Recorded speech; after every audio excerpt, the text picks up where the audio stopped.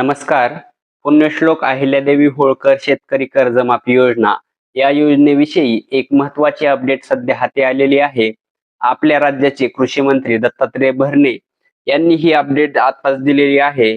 तर ती ही एक महत्त्वाची अपडेट आलेली आहे. हाती ही अपडेट काय आहे ती संपूर्ण अपडेट या व्हिडिओमध्ये आपण पाहणार आहोत. तर जर चॅनलवर तुम्ही नवीन असाल तर चॅनलला सबस्क्राईब करा, व्हिडिओ लाईक नक्की करा. पुण्यश्लोक अहिल्यादेवी होळकर शेतकरी कर्जमाफी योजनेची प्राथमिक यादी उद्याच जाहीर करू, अशी माहिती राज्याचे कृषी मंत्री दत्तात्रय भरणे यांनी मंगळवारी म्हणजेच आज 21 तारखेला दिलेली आहे.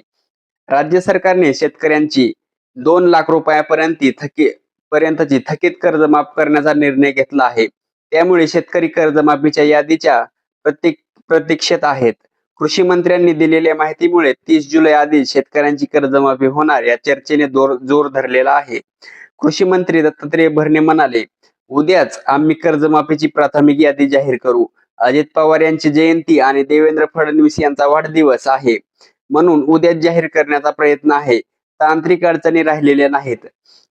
आयकर बाबतचा डेटा परवा प्राप्त झाला आहे, त्यामुळे कोणतीच अडचण नाही. 30 जुलै पूर्वीच कर्जमाफीचे शेतकऱ्यांना खात्यात पैसे जाणार आहेत, अशी ग्वाही त्यांनी दिलेली आहे. कृषी मंत्र्यांच्या या घोषणेचे स्वागत करत किसान सभेचे नेते डॉक्टर अजित नवले यांनी प्रश्न उपस्थित केले आहे.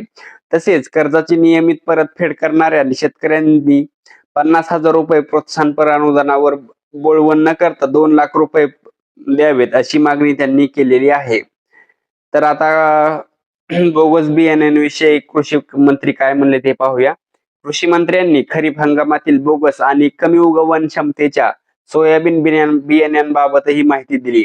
राज्यभरातून बियाण्यांच्या उगवण क्षमतेबाबत एकूण 11,883 तक्रारी प्राप्त झाल्या आहेत. यापैकी 8,192 प्रकरणांची तालुकास्तरीय तक्रार निवारण समित्यांकडून तपासणी करण्यात आली आहे. तपासणी दरम्यान 7,422 बियाण्यांचे नमुने प्रयोगशाळेत तपासणीसाठी पाठवण्यात आले आहेत.